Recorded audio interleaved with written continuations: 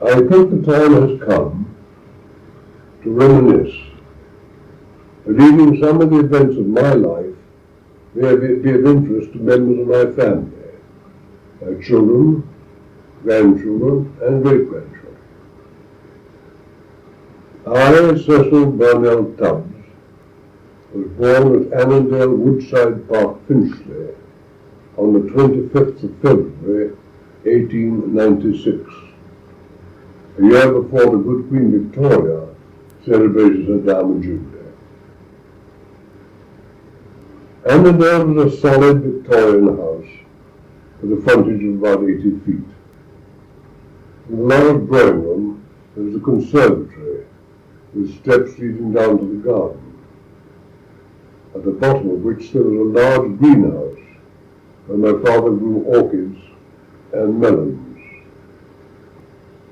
It was on these steps that I sat for the famous portrait of Daddy when he was a little girl. Because I had long golden ringlets, in fashion then, and a green tunic with a wide lace collar. This was Grandpa, and later, or now rather, great-grandpa when he was a little girl. I have slight memories of the Boer War, but I was too young to take part in the celebrations of the relief of Mafeking, when London went completely mad. But I well remember the death of Queen Victoria, which ended an epoch. Every man, woman, and child wore some black as a sign of mourning. My beloved Granny Waite, mother's mother, was a regular visitor. She was a very sweet person, loved by all. I never heard her say an unkind word about anyone. She had a tremendous sense of fun and was so gracious. She was one of the original tenants at Ashley Gardens, a large complex of flats opposite Tothill Fields, a site bought by Cardinal Manning, on which Westminster Cathedral was built, and which was completed in 1903. Granny's husband was a barrister. He died at the age of 37. They had 3 children.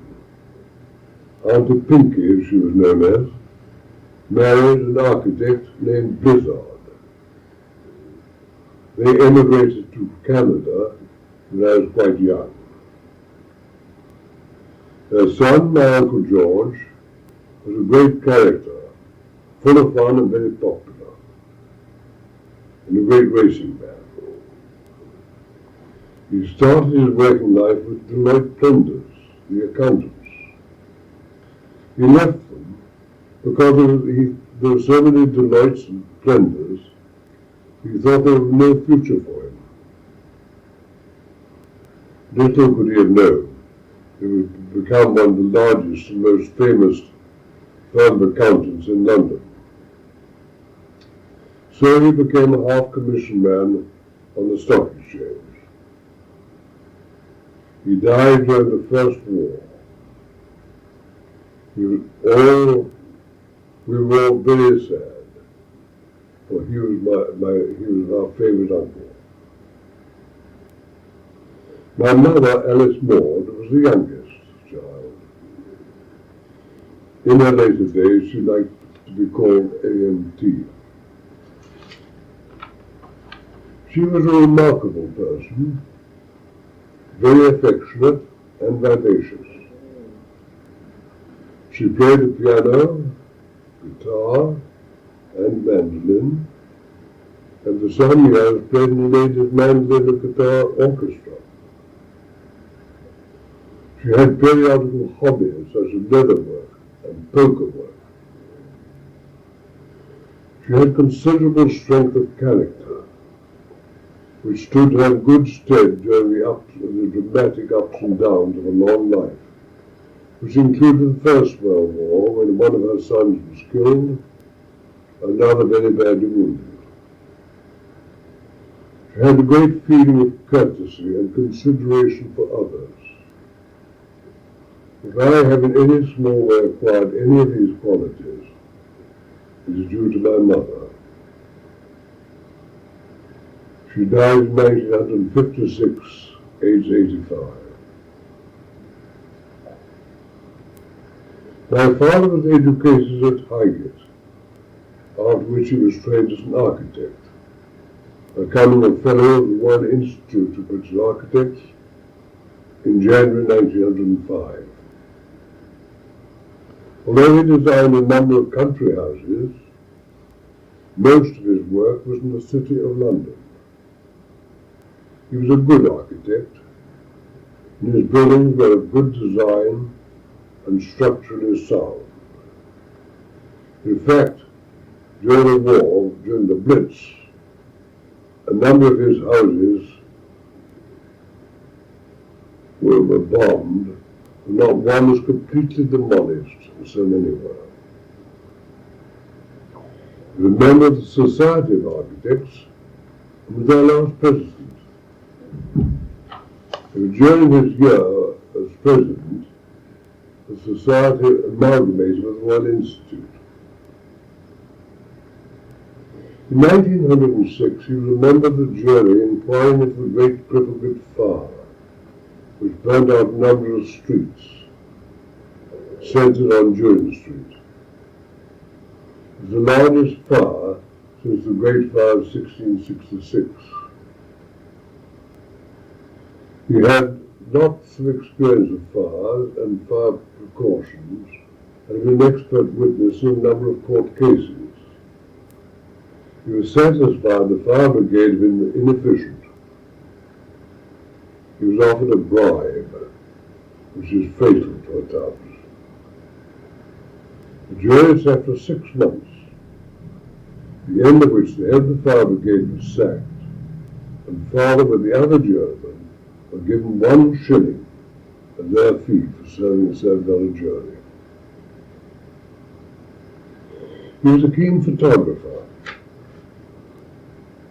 and took up colour photography with the Sarah-Shepherd process, which necessitated a plate and 2 films covering the 3 basic colours.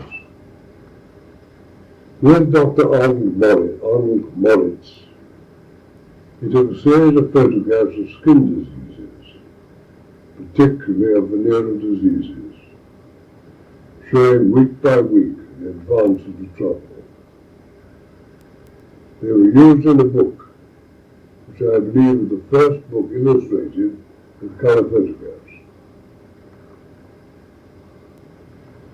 When the First World War broke out, his architectural practice ceased. Like so many professional men, he was deprived of income. With others, he started the professional classes of the Royal Relief Council, which supplied clothing and money to those in need. I believe it was restarted during the Second World War as the Professional Council's Aid Council. We heard the troops were on leave, arriving at Waterloo Station in London, and being met by prostitutes and soon relieved of their money and left stranded. Father, who had joined the National Guard, went to see the Lord Mayor, who, having heard the story, told him to organise a company and he'd give him a commission. They did marvellous work. Armed with timetables, they were able to help men who were strangers in London.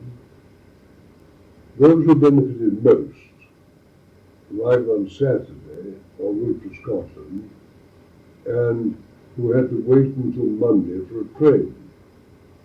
He arranged with the Scottish Church in Pont Street to look after these men and to see them on their trains on Monday. He had so many letters from CEOs in France and Belgium, thanking them, and I have a silver salver presented to him by the National Guard Station Company of Waterloo. A grand job, well done, and rewarding.